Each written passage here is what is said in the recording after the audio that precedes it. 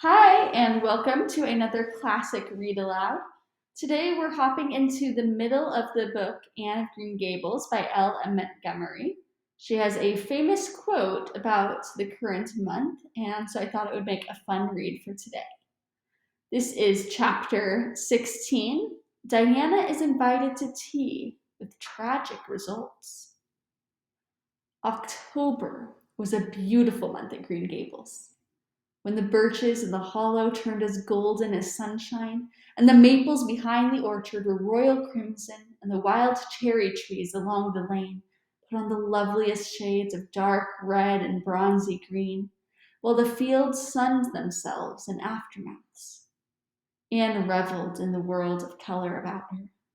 "Oh, Marilla!" she exclaimed one Saturday morning, coming dancing in with her arms full of gorgeous boughs. "I'm so glad I live in a world where there are Octobers. It would be terrible if we just skipped from September to November, wouldn't it? Look at these maple branches. Don't they give you a thrill? Several thrills. I'm going to decorate my room with them." "Messy things," said Marilla, whose aesthetic sense was not noticeably developed. "You clutter up your room entirely too much with out-of-doors stuff, Anne. Bedrooms were made to sleep in." "Oh, and dream in too, Marilla. And you know one can dream so much better in a room where there are pretty things. I'm going to put these boughs in the old blue jug and set them on my table. Mind you don't drop leaves all over the stairs then. I'm going to a meeting of the Aid Society at Carmody this afternoon, Anne, and I won't likely be home before dark. You'll have to get Matthew and Jerry their supper, so mind you don't forget to put the tea to draw until you sit down at the table, as you did last time." "It was dreadful of me to forget," said Anne apologetically. "But that was the afternoon I was trying to think of a name for Violet Vale, and it crowded other things out. Matthew was so good. He never scolded a bit. He put the tea down himself and said we could wait a while as well as not. And I told him a lovely fairy story while we were waiting, so he didn't find the time long at all. It was a beautiful fairy story, Marilla. I forgot the end of it, so I made up an end for it myself, and Matthew said he couldn't tell where the join came in." "Matthew would think it all right, Anne, if you took a notion to get up and have dinner in the middle of the night. But you keep your wits about you this time. And I don't really know if I'm doing right. It may make you more addlepated than ever. But you can ask Diana to come over and spend the afternoon with you and have tea here." "Oh, Marilla!" Anne clasped her hands. "How perfectly lovely! You are able to imagine things after all, or else you'd never have understood how I've longed for that very thing. It will seem so nice and grown-uppish. No fear of my forgetting to put the tea to draw when I have company. Oh, Marilla, can I use the rosebud spray tea set?" "No, indeed. The rosebud tea set. Well, what next? I never use that except for the minister or the aides. You'll put down the old brown tea set, but you can open the little yellow crock of cherry preserves. It's time it was being used anyhow. I believe it's beginning to work. And you can cut some fruit cake and have some of the cookies and snacks." "I can just imagine myself sitting down at the head of the table and pouring out the tea," said Anne, shutting her eyes ecstatically, "and asking Diana if she takes sugar. I know she doesn't, but of course I'll ask her just as if I didn't know. And then pressing her to take another piece of fruitcake and another helping of preserves. Oh, Marilla, it's a wonderful sensation just to think of it. Can I take her into the spare room to lay off her hat when she comes, and then into the parlor to sit? No, the sitting room will do for you and your company. But there's a bottle half full of raspberry cordial that was left over from the church social the other night.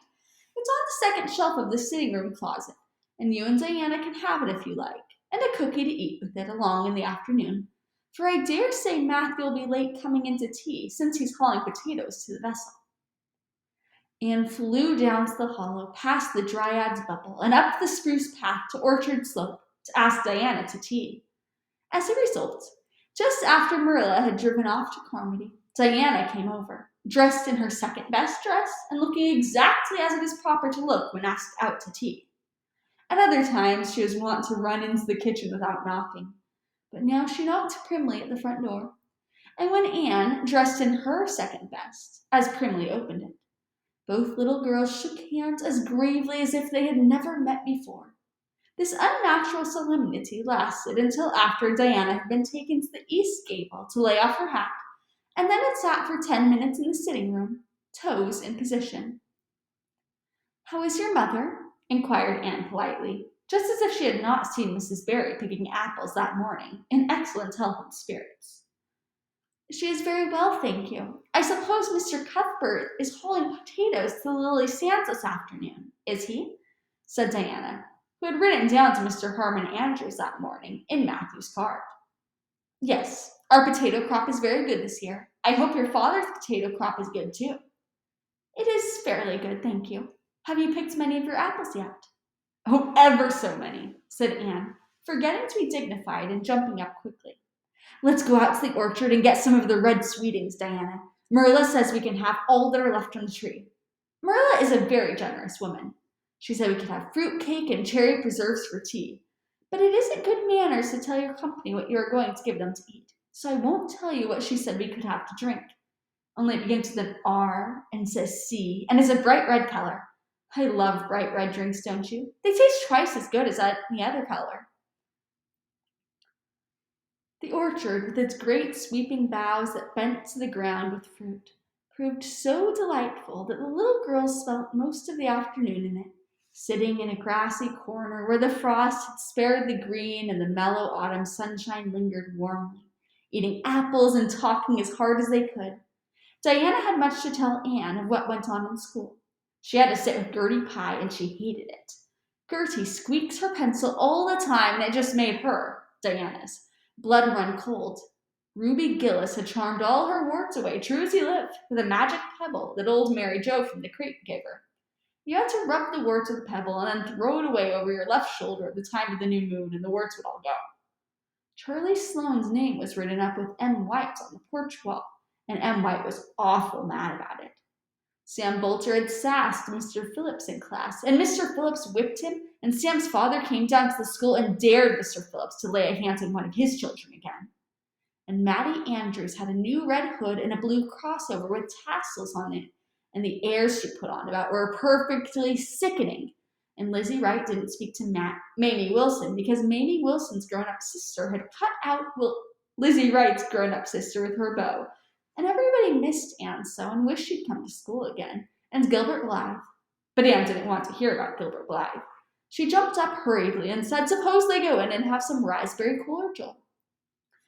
Anne looked on the second shelf of the room pantry, but there was no bottle of raspberry cordial there. Search revealed it back on the top shelf. Anne put it on a tray and set it on the table with a tumbler.